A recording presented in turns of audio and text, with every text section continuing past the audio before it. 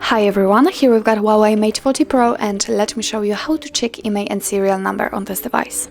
So actually we've got two different options to choose from. The first one is using the dialer and a secret code, and the second is using the settings. So of course I will show you both. Let's begin with the secret code one, so let's open the dialer and let me show you the code, which is *#06#. And as you can see by this code, we are provided with both IMEI numbers and also a serial number attached to this device. Let's tap on OK, and let me show you another option which is using the settings. So let's tap on the settings. Now you have to scroll down to the very bottom to About Phone.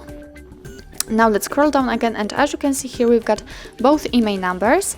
And if you want to check the serial number, you have to enter the status, and the serial number simply appears.